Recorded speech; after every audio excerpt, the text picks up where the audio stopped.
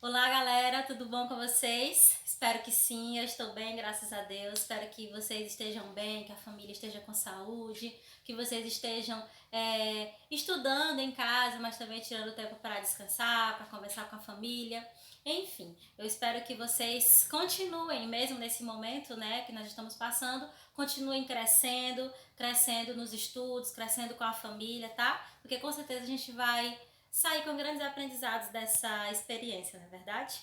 Bem, então hoje nós vamos trabalhar os contos machadianos, uma análise do livro Contos de Machado de Assis, que é o livro que vocês, acredito eu, em nome do Pai, leram, tá bom? Que é esse livro aqui, que é uma compilação de vários contos do autor, os contos mais famosos que ele publicou, ok?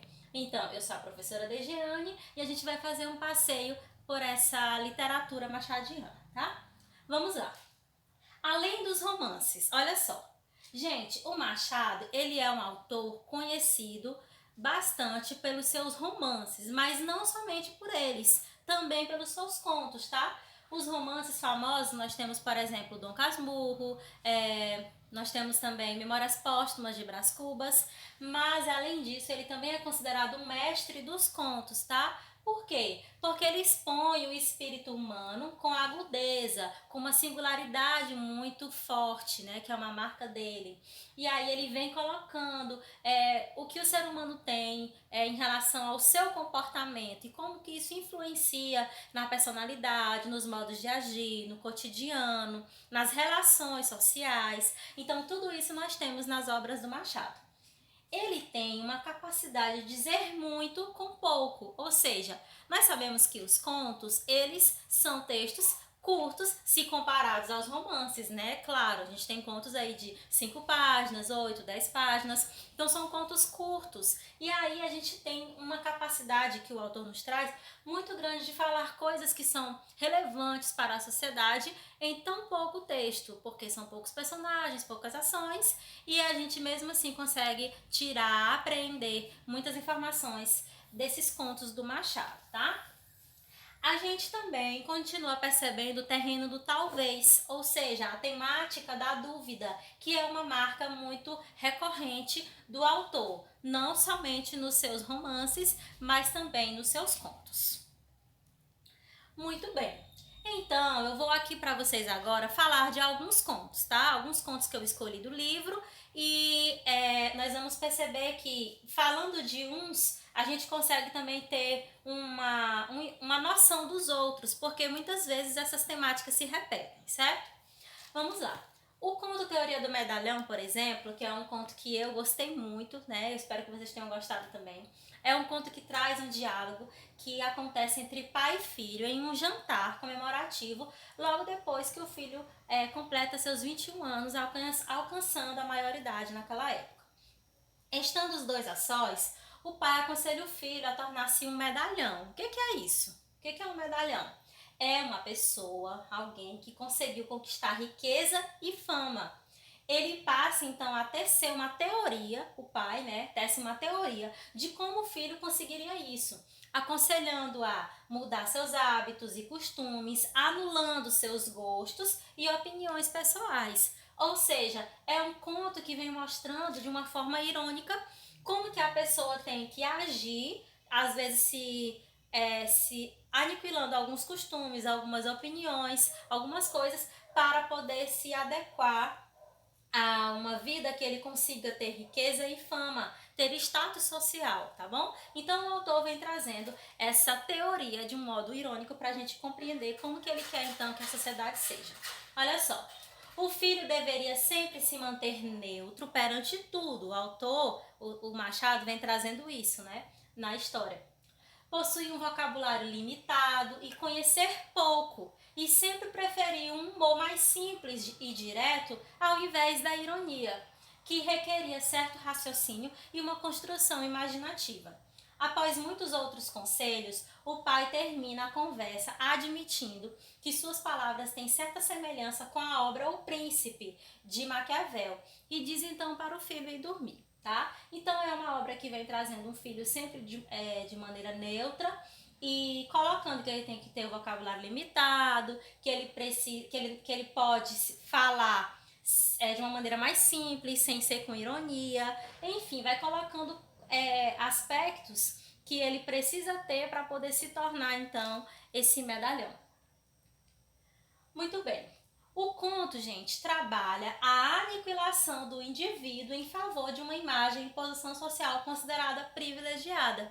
Então, aqui é a grande crítica e o grande objetivo do conto, que é fazer com que nós, leitores, possamos compreender que muitas vezes o ser humano faz exatamente isso. Ele aniquila o seu próprio eu, o seu individualismo, de modo que supervaloriza outras posições, supervaloriza outros modos de agir para poder se adequar à realidade social, para poder ser aceito em um grupo, para poder ter fama, para poder ter dinheiro e etc e tal. Então é isso que a gente consegue perceber nesse conto de uma forma totalmente irônica do início ao fim, demonstrando então que muitas vezes a gente deixa as nossas convicções, o que a gente pensa, o que a gente acredita, a gente acaba sendo neutro em algumas coisas para não se comprometer, para pegar bem, né, na sociedade. E aí a gente consegue então perceber justamente essa questão em toda a narrativa. Através da fala totalmente irônica do pai, entrevê-se a dura crítica do Machado à sociedade brasileira, porque ele vem trazer isso fazendo um recorte, né? Pega ali o pai e o filho no diálogo para mostrar que toda aquela sociedade daquela época era exatamente dessa forma. De um lado, nós temos um pai que deseja ver seus ideais frustrados, realizados pelo filho, e de outro nós temos um filho que aceita tudo que o pai fala, um filho totalmente passivo, sem voz, sem opinião, tudo que o pai vai falando, o filho vai aceitando, que é justamente o papel social que ele exerce nessa narrativa, tá? E aí a gente vê então que essa é a grande sacada do autor, e mostrando para nós que muitas vezes nós somos exatamente assim. A gente acaba sendo totalmente omisso, calados e passivos em relação a exercer o nosso papel na sociedade, em relação a saber o que falar, como se posicionar. E aí o autor vem trazendo que a gente às vezes se coloca nesse lugar para que nós possamos alcançar outros objetivos que estejam relacionados às relações sociais que precisamos estabelecer na sociedade e que às vezes são estabelecidas de uma maneira errada, de uma maneira hipócrita, né? De uma maneira desonesta. Então tudo isso o autor coloca pra gente nesse conto magnífico. Olha só um trechinho dele aqui, ó. Entretanto, assim como é de boa economia guardar um pão para a velhice, assim também é de boa pátria social acautelar um ofício para a hipótese de que os outros falhem, ou não indenizem suficientemente o esforço da nossa ambição. É isto que te aconselho hoje, dia da tua maioridade. Creia que lhe agradeço, mas que ofício, não me dirá? Nenhum me parece mais útil e cabido do que o de medalhão. Ser medalhão foi o sonho da minha mocidade. Faltaram-me, porém, as instruções de um pai e acabo como vês. Então, aqui é o exato momento do texto, na íntegra, que o pai vem falando para o filho que ele precisa ser um medalhão, que vai ser legal que ele consiga ser um medalhão e que ele vai ser instruído pelo próprio pai, que não conseguiu ser porque não recebeu essas instruções. Gente, então, esse conto, como eu já mencionei, o principal objetivo dele, ele traz uma grande intertextualidade, uma grande relação intertextual com o livro O Príncipe, que é o tratado proposto por Machado no conto equivaleria em parte aos conselhos que o Maquiavel dirige aos príncipes lá no livro, tá? Nos dois textos nós temos os ensinamentos vistos por meio da observação, tá bom? Das formas de ascensão aos poderes social, no caso da teoria do medalhão, e das formas de ascensão aos poderes políticos, né? No caso do livro O Príncipe. Nas duas narrativas eu tenho essa ascensão a determinado local, a determinado patamar, em outra por meio da observação, só que em cada um eu tenho aqui uma ênfase, né? Na teoria do medalhão, a ascensão social, e na teoria e no livro O Príncipe, relacionando então a questão política, tá bom? E, como eu mencionei agora há pouco, esse conto, ele tem uma semelhança, por conta da temática, com o conto O Espelho, que está aqui no livro, tá bom? Então, no conto Espelho, a gente tem ali a presença da temática da alma exterior e da interior. Da mesma forma que a gente tem no medalhão. Por exemplo, aqui na capa do livro, eu tenho algumas informações, vocês conseguem ver a capa do livro. Mas aqui atrás eu tenho outras informações que vocês não estão vendo. Então, muitas vezes as pessoas demonstram o que está na capa e esquecem de mostrar o que está atrás ou optam por não mostrar para que sejam aceitas na sociedade. E é exatamente isso que o Conto Teoria do Medalhão nos traz, mostrando a capa, e o espelho também, que vem contando a história que mostra essa relação entre a alma exterior e a alma interior, mostrando que às vezes, quando a pessoa tem uma parte exterior a mostrar que se adequa ao que as pessoas de fora estão esperando, ela é aceita, ela é bem vista, e quando não tem, ela acaba estando em uma outra situação, né? Em um outro momento. E aí nós podemos fazer então esse paralelo entre esses dois contos, tá? Quem não leu ainda O Espelho, vamos ler porque é um conto muito legal também, tá bom? Muito importante, muito rico. Bem, agora vamos para o conto Missa do Galo, que é outra história que nós temos aqui. Missa do Galo é um conto escrito e publicado em 1899. A narrativa se passa em apenas um espaço narrativo, né? Lembra da outra aula que eu falei dos elementos da narrativa? Conto pode aparecer com espaços, tempo, narrador, né? Então tudo isso a gente consegue perceber. Nesse espaço aqui, a gente tem lá uma sala como local da narrativa e dois personagens principais mais relevantes. O Nogueira e a Conceição. E a gente tem também o outro personagem, que é o esposo da Conceição, tá? Nunca pude entender a conversação que tive com uma senhora há muitos anos, contava eu 17 e ela 30. O leitor é informado acerca da natureza crítica e misteriosa do encontro. Logo nessa parte aqui, gente, é o início, tá? É bem a primeiro trecho do conto. Nunca pude entender a conversação que tive com uma senhora há muitos anos, contava eu 17 e ela 30. A gente já percebe a temática da dúvida novamente do autor aqui nesse conto. Olha a idade, né, de diferença. E aí o conto vai acontecendo e demonstrando algumas insinuações. Continuando. Esse conto é um dos mais famosos do Machado, justamente porque ele traz um clima de tensão psicológica e sexual e por sua temática sobre as relações conjugais, tá? O título foi escolhido porque o narrador e protagonista, o Nogueira, né, o rapaz, decidiu ficar no Rio de Janeiro para ver a Missa do Galo, que era uma celebração católica que ocorre na véspera do Natal.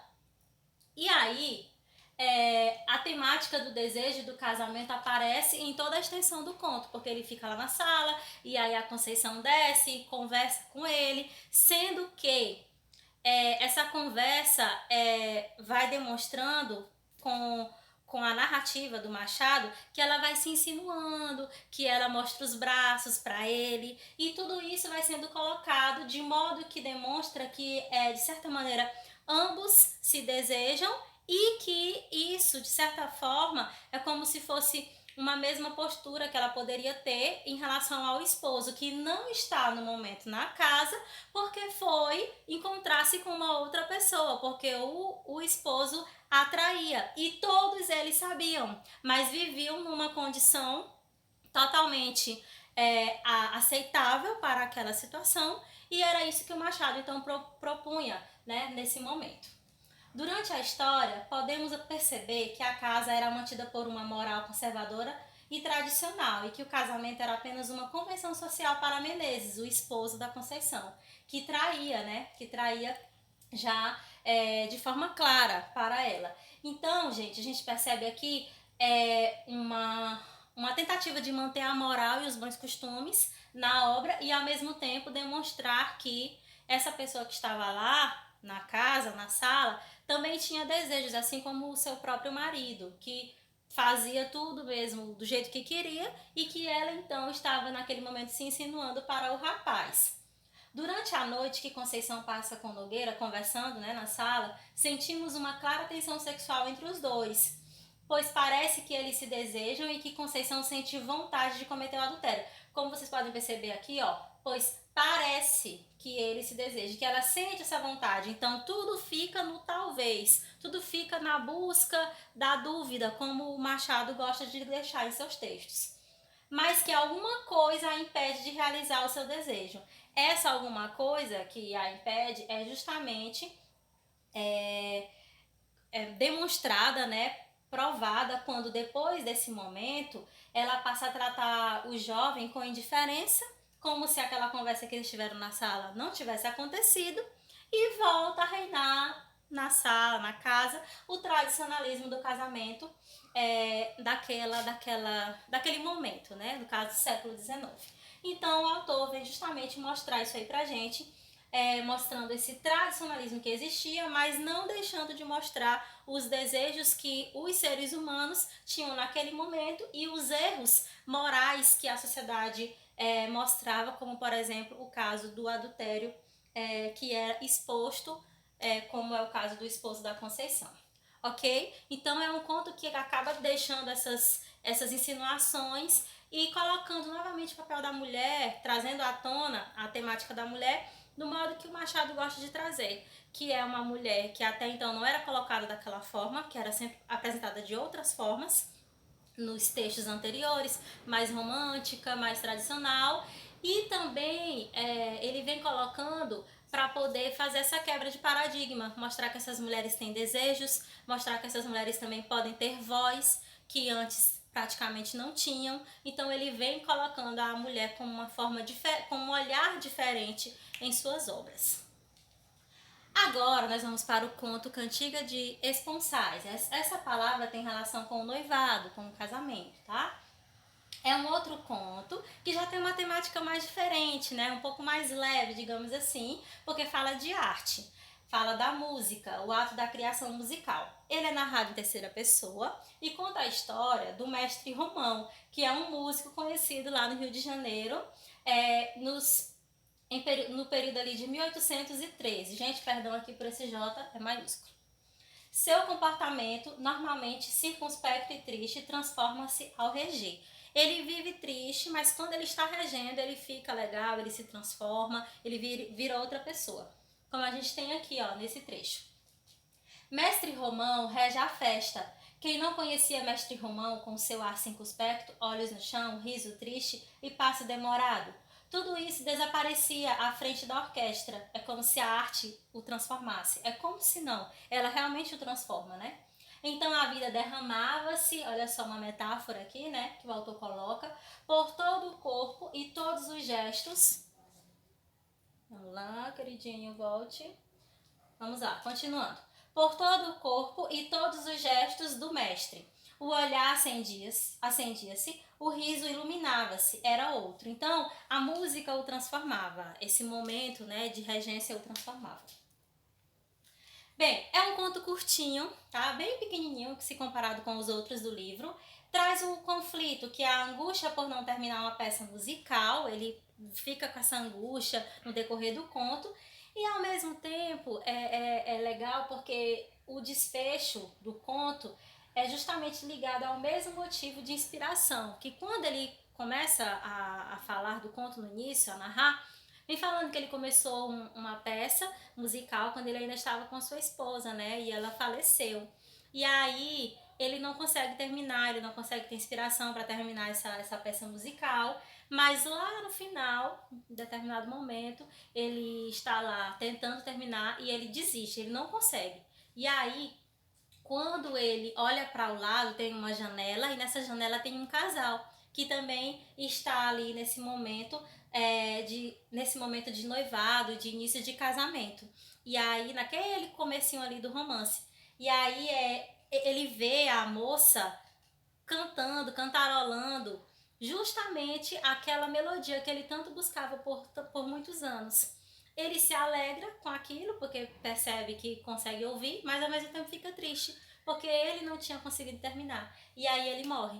Então o autor acaba trazendo essa temática da arte, de modo que mostra que a arte pode mover o mundo, mover a pessoa, e ao mesmo tempo demonstrando essa angústia do protagonista em não conseguir expressar os seus sentimentos, porque ele estava ali limitado, né, de certa forma, por conta dos seus próprios sentimentos, da sua situação.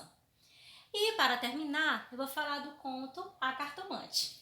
É um conto que, novamente, como os contos do Machado, né, traz uma intertextualidade, vem trazendo aqui a fala do livro do Shakespeare, da peça Hamlet, que é uma peça teatral. Hamlet observa a Horácio que há mais coisas no céu e na terra do que sonha a nossa filosofia. Era a mesma explicação que dava a bela Rita ao moço Camilo, numa sexta-feira de novembro de 1869, quando este ria dela por ter ido na véspera consultar uma cartomante. Aqui é o início do conto, a primeira parte dele. E aí a gente tem o Machado falando de uma peça de Shakespeare, e ele traz aqui essa temática, há mais coisas no céu e na terra. É uma fala do narrador e é uma fala opinativa, como vocês podem perceber, tá? Ele vem afirmando aqui que há mais coisas no céu e na terra. E a história vai falando sobre essa possibilidade de acreditar ou não nas cartomantes, né? E vem trazendo uma série de acontecimentos que são bem interessantes e mostra essa relação, essas relações do amor. E aí, eu queria destacar para vocês desse conto o aspecto narrativo. Como vocês viram, nesse trechinho aqui é a fala do narrador, não tem travessão, né? E é um narrador opinativo. Então isso continua ao decorrer do conto, como eu vou colocar aqui agora para vocês. Olha só. O narrador, ele de certa maneira é encapuzado, porque logo no início do conto a gente só vê ali a pontinha da orelha, né? Ou seja, só a introdução e o início do conflito. Tem que continuar lendo para poder entender, não fica logo tudo claro no início. A gente também tem o retardamento, uma narrativa lenta, ou seja, é um conto que vem trazendo as informações de modo lento, para que o leitor possa criar expectativas e essas expectativas serem confirmadas ou não ao final da narrativa. O tempo, além de mostrar que era uma sexta-feira, que é o aspecto cronológico, também tem o aspecto psicológico, por conta da duração, dos detalhes e da vivência dos personagens, tá bom? Porque vai trazendo muito detalhamento. Isso acaba influenciando para que a gente possa afirmar que existe um tempo psicológico.